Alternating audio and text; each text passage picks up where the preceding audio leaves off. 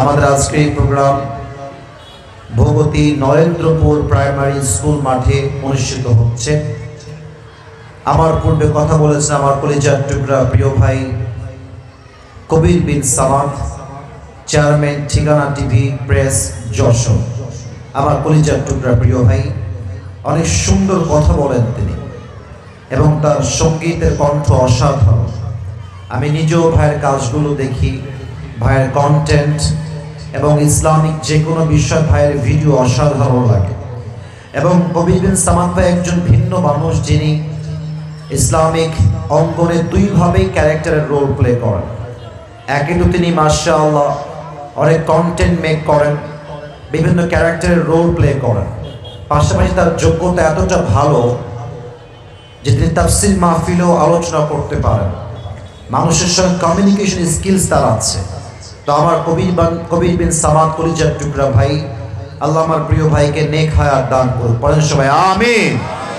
এবং আমরা দোয়া করি আমাদের সকলের কলিজার টুকরা কবির বিন সামাদ ভাই এই মাহফিলে যা যা কথা বলেছেন, আল্লাহ আমাদের সবাইকে সেই কথা অনুযায়ী আমল করার তৌফিক দান করুন, পড়েন সবাই জবান খুলে আমিন। আমাদের আজকে এই প্রোগ্রামে আরো কথা বলেছেন মুফতি আসাদুল্লাহ আল গালেব যশোরী। আমার প্রিয় ভাই, আল্লাহ রাব্বুল আলামিন প্রিয় ভাইকে ইসলামের একজন একনিষ্ঠ দায়ী হিসেবে কবুল এবং মঞ্জুর করো, পড়েন সবাই আমিন।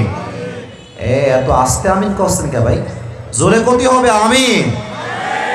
আমাদের আজকে এই প্রোগ্রামে চিফ গেস্ট প্রধান অতিথি আছেন জনাব মোহাম্মদ মশিউর রহমান, কাউন্সিলর 2 নং ওয়ার্ড ও সেক্রেটারি ভগবতী বাইতুন নূর জামিয়া মসজিদ। স্যার কি এসেছেন? এসে চলে গেছেন, আচ্ছা। আল্লাহ ওনাকে নেক হায়াত দান করুন, পড়েন সবাই আমিন। আমাদের আজকে এই প্রোগ্রামে সভাপতি রয়েছেন আলহাজ মোহাম্মদ মুক্তার আলী বিশ্বাস, প্রতিষ্ঠাতা ও সভাপতি ভগবতী বাইতুন নূর জামিয়া মসজিদ। উনি কি এসেছেন? উনি আমার ডানেই আছেন। আল্লাহ ওনাকে পরিপূর্ণ শেফায়ে আজেলা কামেলা দান করুন, পড়েন সবাই জবান খুলে আমিন। আমার কলিজার টুকরা যশোরের কেশবপুরের ভাড়, আমি দেখতে পাচ্ছি আজকের মাহফিলে মাশাআল্লাহ যেমন আমার মুরব্বী আব্বা জানরা এসেছেন, ঠিক তার চাইতে কয়েক গুণ বেশি আমার কলিজার টুকরা যুবক ভাইরা আজকের মাহফিলে এসেছে। আজকে উভয়ে আমরা মাহফিলে অ্যাটেন্ড করেছি।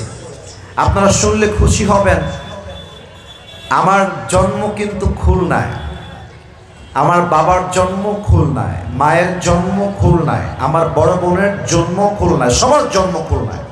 মানে আমার পরিবারের 14 গোষ্ঠী আমরা সবাই খুলনার থেকে বিলং করি।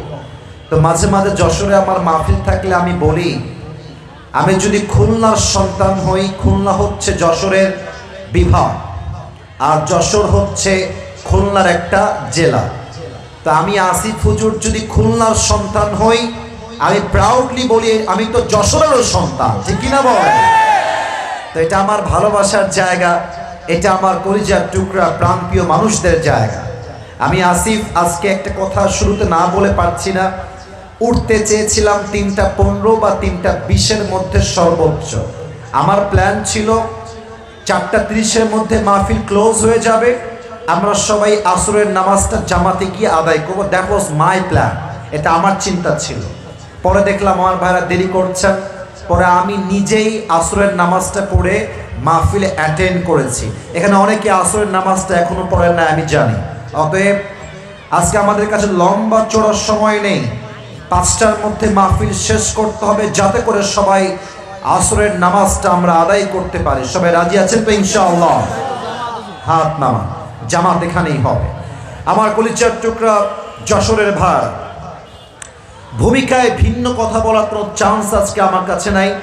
জাস্ট 2টা বিষয়কে হাইলাইট করব, যে 2টি বিষয় আজকে তাফসীর মাহফিলে মেনশন না করলে এই মাহফিলটা অসম্পূর্ণ থেকে যাবে। নাম্বার 1, সবাইকে প্রশ্ন করতে চাই, এই মাসটার ইংরেজি নাম কি? ছি ছি, যশোরের মানুষ তো এত আস্তে কথা জীবনেও কয়, আমি আজীবনেও দেখি নাই ভাই। যশোরের সন্তান তো আমরা কাপুরুষের সন্তান নই, আমরা সবাই বীর পুরুষের সন্তান।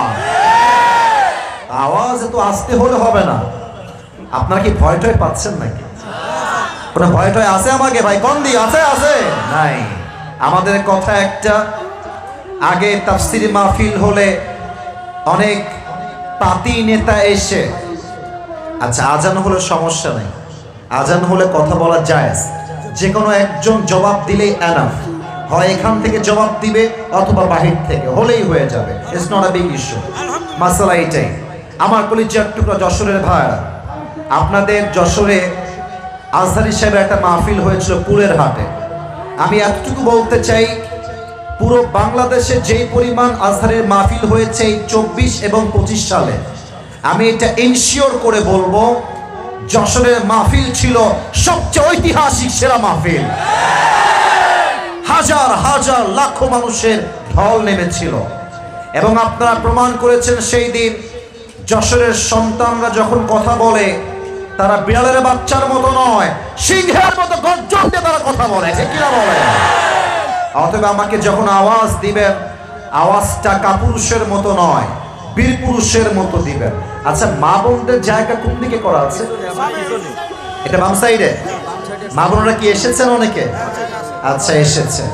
আমরা মা বোনদের জন্য দোয়া করে দেই, আল্লাহ রাব্বুল আলামিন আমাদের সকল মা বোনকে ফাতেমা রাদিয়াল্লাহু তাআলা আনহার চরিত্রবান হওয়ার তৌফিক দান করুন। পড়েন সবাই আমিন।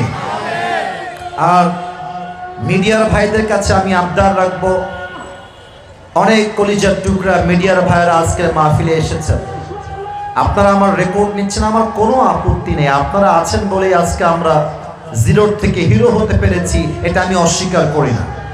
আমি মিডিয়ার ভাইদেরকে বলবো, আমি অনেক মিডিয়ার ভাইকে দেখেছি আমার ওয়াজের সাথে বেপর্দা বেগানা নারীর ছবি লাগিয়ে দেয়, জাস্ট সামান্য কয়েকটা সস্তা ভিউ কামানোর জন্য।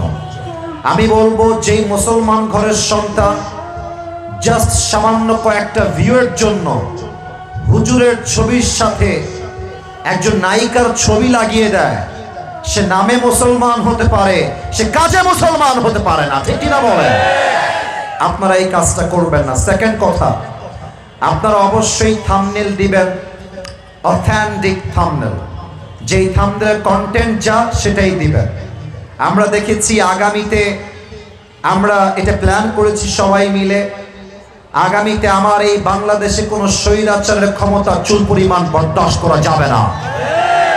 আমরা দেখেছি গততে ইউটিউবের থাম্বনেল একটু উল্টা পাল্টা হলেই গ্রেফতার হয়ে যেত আলেমরা, এবং যশোরের অনেক মাহফিলে আমরা মাহফিল করতে গিয়ে বাধাগ্রস্তের শিকার হয়েছি। আমি আজকে মাহফিলে এসেছি কেশবপুরে, যদি কোনো বাপের বেটা থাকে না আমার মাহফিলে বাধা দিবেন, আসেন আসেন, বুকের সাহস থাকলে আসেন। কেশবপুরের সন্তান আপনার পিঠের চামড়া একটাও বাকি রাখবে না। আসুন আমরা দুটো বিষয়কে জাস্ট 5 মিনিটে হাইলাইট করি। আমি সবার থেকে উত্তর চাইবো এবার জবান খুলে। আগের বার উত্তর খুব আস্তে পেয়েছি, মন খারাপ হয়েছে। আবার বলছি, ইংরেজি মাসের নাম, এই মাসটার নাম কি? ফেব্রুয়ারি মাস। এটা একদিক থেকে বরকতপূর্ণ, কারণ এটা আরবি শাবান মাস চলছে। আর এক দিক থেকে এটা গজবের দিক, এই হিসেবে আগামীতে আসছে বিশ্ব নির্লজ্জ বেহায়াপনা ভালোবাসার দিবস। আমি এটাকে কোনো ভালোবাসার দিবস মানতে রাজি নই। এটা এমন এক ভালোবাসার দিবস যেটাকে ভালোবাসার দিবসের নাম দিয়ে হাজার হাজার নারী এই 14ই ফেব্রুয়ারিতে তার ইজ্জতকে হারিয়ে ফেলে। যুবক ভাই আছে কিনা বলো? এখানে আমি আমার অনেক আব্বাজানকে দেখতে পাচ্ছি, দে আর রেসপেক্টেড পারসন। আমি সম্মান দিয়ে বলছি, আব্বাজান শোনেন, একটা কথা বলি, মেয়েরা যদি ভালো হয়ে যায় 80% যুবকরা ভালো হতে বাধ্য হয়ে যাবে। ভালোবাসার দিবসের নামে যে বেহায়াপনা বাংলাদেশে চলে, আপনি বাবা হিসেবে দিস ইজ ইয়োর রেসপন্সিবিলিটি, এটা আপনার বাবা হিসেবে দায়িত্ব। আপনি একজন ভাই হিসেবে দিস ইজ ইয়োর রেসপন্সিবিলিটি, এটা আপনার দায়িত্ব। ভালোবাসার দিবসে আমার ঘরের মেয়ে, আমার ঘরের বোন বাসার চৌকাঠ থেকে এক চুল পরিমাণ বাহিরে যাওয়ার সাহস খুঁজে পাবে না। সেই দিন private coaching, school, college, university সব বন্ধ থাকবে। আমার কথা একটা, আমি যদি আমার বউকে কন্ট্রোল করতে পারি, আমি যদি আমার বোনকে কন্ট্রোল করতে পারি, আমি যদি আমার মেয়েকে কন্ট্রোল করতে পারি, আমার ঘরের মেয়ে বাহিরে গিয়ে নির্লজ্জ বেহাপরা দিবস পালন করতে পারবে না। ঠিক কিনা বলে? এক নাম্বার কথা সবার জন্য ওপেন ডিক্লেয়ার, এটা ভালোবাসার দিবস নয়, এটা বিশ্ব বেহায়াপনার দিবস। নাম্বার টু, অনেক মায়েরা এসেছেন বলে আমাকে আমার কমিটিরা ইনফর্ম করেছে আজকে এই দিনের মাহফিলে। আমি প্রত্যেকটা ওই মেয়েকে বলবো যে মেয়ের বয়ফ্রেন্ড আছে, উইথ ডিউ রেসপেক্ট, সম্মান দিয়ে বলছি, কলিজার টুকরা প্রিয় বোন, আপনি যে আপনার বয়ফ্রেন্ডের সঙ্গে ভালোবাসার দিবসে যশোরের শহরে গিয়ে নষ্টামি করবেন, হোটেলে থাকবেন, নিজের ইজ্জত বিলীন করবেন, কথা খুবই তিতা শুনতে আমি জানি, but I am forced to talk like this. আমি বলতে বাধ্য হচ্ছি। আমি সেই বোনকে বলবো যেই বোন তার ইজ্জতটা এত সহজে বিলীন করছেন, মাথায় রাখবেন আপনার সঙ্গে আপনার বয়ফ্রেন্ডের বিয়ে হবে না, এবং যেই যুবকের বিয়ে আপনার সঙ্গে হবে, আপনার সতীত্ব যেহেতু আপনি বিয়ের আগেই হারিয়ে ফেললেন, আপনার মতো মেয়ের কপালে স্বামীর ভালোবাসা কখনো জুটবে না যুবক ভাইরা। এবং আপনার মতো নির্লজ্জ বেহায়াপনার দিবস পালনকারিণী মেয়ের কপালে ইসমাইলের মতো সন্তান কখনো জন্মগ্রহণ করবে না। আল্লাহ আমার প্রিয় বোনদেরকে বোঝার তৌফিক দান করুক। জবান খুলে সকলে পড়া আমিন। এত আস্তে কেন বলেন সবাই? জবান খুলে